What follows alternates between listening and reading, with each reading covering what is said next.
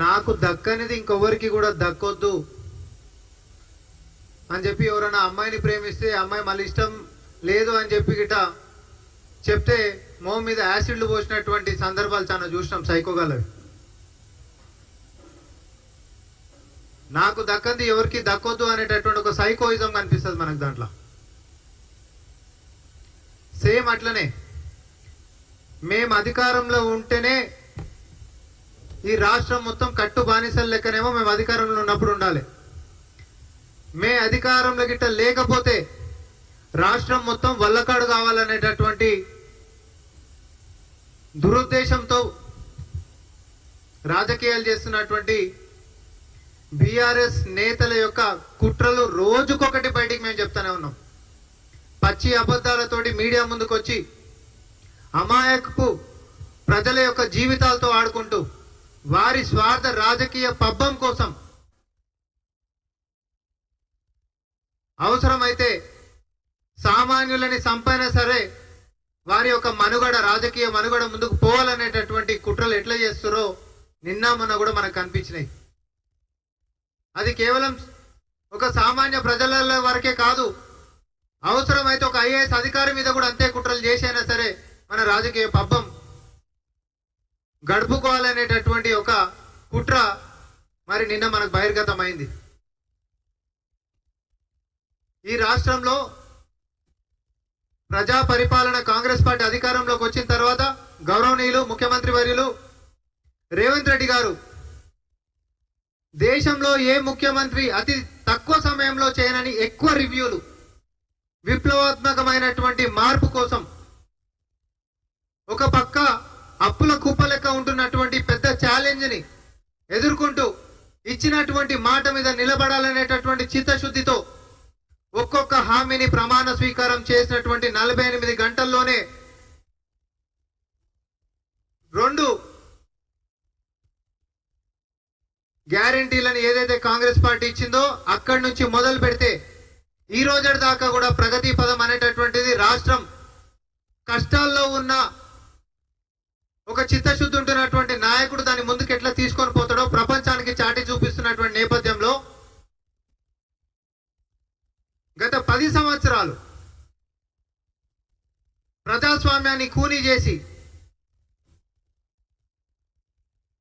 కనీసం ఒక దీక్షకి లేకపోతే ఒక ధర్నాకి ఆస్కారం లేకుండా ధర్నా చౌక్లనే ఎత్తేసి నోరు తెరిచి బయటకు కూడా వచ్చి మాట్లాడితే తప్పుడు కేసులు బనాయించి ఇంకా ఎక్కువ చేసే లాకప్ డెత్తులు చేసి అవినీతిని ప్రశ్నిస్తే టిప్పర్ల కింద తొక్కి సంపి ఒక రంగం కాదు మీ యొక్క పాలనలో అవస్థలు పడ్డటువంటి అన్ని రంగాల్లో మీ సొంత పార్టీ సర్పంచుల యొక్క ఆత్మహత్యలకించి మొదలు పెట్టుకుంటే విద్యార్థుల దాకా కూడా లెటర్లు రాసి ఆత్మహత్యలు ఎట్లా చేసుకురో గత 10 సంవత్సరాల చీకటి పరిపాలన మీ యొక్క ట్రాక్ రికార్డ్. కానీ ఈ ప్రభుత్వం వచ్చిన తర్వాత ఒక్కొక్క మాట ఏదైతే మేము ప్రమాణం చేసినామో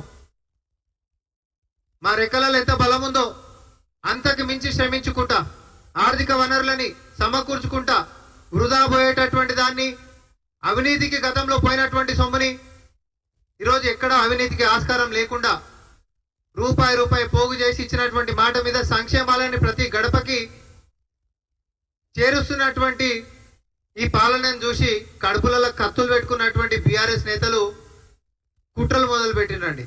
అది బస్సు కాడికించి మొదలు పెట్టుకుంటే బస్సులో ఉన్నప్పుడు ఏమన్నారు, ఫస్ట్ ఏం అందరికి వస్తలేదన్నారు, తర్వాతనేమో ఏదో కుట్లు అల్లికల కోసం బస్సులు పెట్టినట్టుందని అన్నారు, తర్వాత ఆటో వాళ్ళకి అన్యాయం జరుగుతుందని చెప్పి బస్సుల కాడికించి మొదలు పెట్టారు. తర్వాత కరెంటుకు సంబంధించి కట్కలు బంద్ చేసి వీడియోలు చూపించుకుంటా కరెంటే వస్తలేదని చెప్పి మరి ప్రభుత్వం మీద బురద చల్లేటటువంటి ప్రయత్నాలు చేసిండ్రు.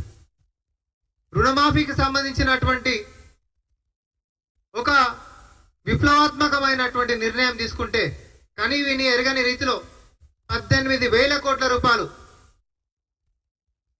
రైతులకి రుణ విముక్తులని చేస్తే 2 లక్షల పైన ఉండి పైన కట్టినటువంటి సొమ్ము వాళ్ళని కావాలనే పతాక శీర్షికలలో పెట్టి చూసిర్రా రైతుల యొక్క ఆవేదన అని చెప్పి అట్లా తప్పుడు ప్రచారంతో బురద జల్లేటటువంటి ప్రయత్నం చేసిర్రు.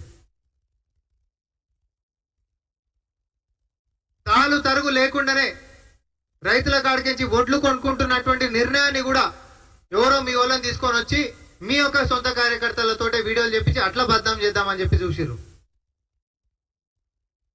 హైడ్రాకి సంబంధించి ఇక్కడ కాదు దేశం మొత్తం ప్రశంసించి పక్క రాష్ట్రంలో ముఖ్యమంత్రి ఉప ముఖ్యమంత్రులు కూడా ఈడిదాకా వచ్చి మరి ప్రశంసించినటువంటి దాన్ని మీ సొంత కార్యకర్తలతో కబ్జాలు చేసినటువంటి వాళ్ళతో వాళ్ళ కింద పనిచేస్తున్నటువంటి వాళ్ళతో వీడియోలు తీపించి ప్రభుత్వాన్ని బద్నాం చేద్దామని అట్లా కూడా కుట్రలు చేసిండ్రు.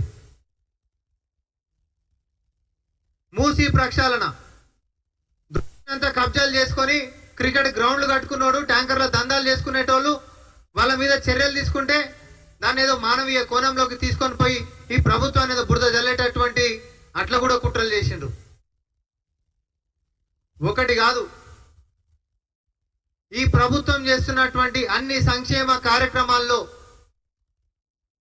ప్రతిరోజు కూడా కాళ్ళల్లో కట్టలు ఎట్లా పెట్టాలి, కుట్రలు చేసి ప్రభుత్వాన్ని బద్నాం ఎట్లా చేయాలనేటటువంటి దురుద్దేశమే తప్ప ఏ ఒక్క రోజన్నా కన్స్ట్రక్టివ్ క్రిటిసిజం నిర్మాణాత్మకమైనటువంటి విమర్శలు ప్రతిపక్షంలోనూ ఉండి మీరు ఎప్పుడు ఇయ్యలేదు. ముఖ్యమంత్రి గారు మరి తన యొక్క సొంత నియోజకవర్గమైనటువంటి కొడంగల్లో అభివృద్ధికి నోచుకోనటువంటి నా యొక్క ప్రాంతంలో ఈరోజు ఒక ఇండస్ట్రియల్ పార్క్ రావాలి. నా కొడంగల్ ప్రజలు ఏం తప్పు చేసిండ్రు? మారుమూల ప్రాంతం ఉన్నంత మాత్రం అభివృద్ధికి మేము ఎందుకు నోచుకోవద్దు? కేసీఆర్ 10 సంవత్సరాలు ముఖ్యమంత్రి లెక్కుంటే ఈరోజు కుంటు పడేసిండు. ఈ రోజు కూడా ముంబైకి పూణేకి బస్సు పోయేటటువంటి పరిస్థితి నా నియోజకవర్గంలో ఎందుకు ఉండాలి?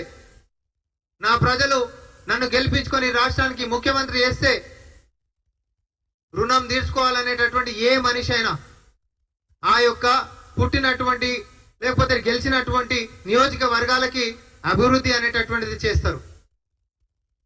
అభివృద్ధి చేసేటటువంటి దాంట్లోనే అక్కడ భూసేకరణకి సంబంధించినటువంటి ఇండస్ట్రియల్ పార్కులో భూసేకరణకు సంబంధించినటువంటి విషయం వచ్చినప్పుడు మొత్తం 1350 ఎకరాలకు సంబంధించినటువంటి ల్యాండ్ ఎక్విజిషన్ లో 750 ఎకరాలు స్వచ్ఛందంగా రైతులు తీసుకొని వచ్చి పాస్బుక్లు ఇచ్చినటువంటిది నేను ప్రజల ముందుకు తీసుకొని వస్తా ఉన్నా.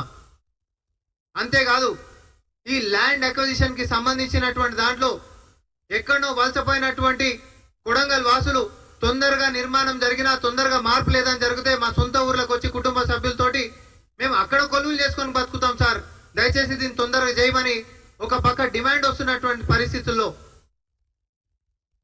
కొంతమందికి కడుపుల మంటతోటి దీన్ని రాజకీయం చేసి ఖరాబ్ చేయాలని చెప్పి కుట్రలు పన్నారు.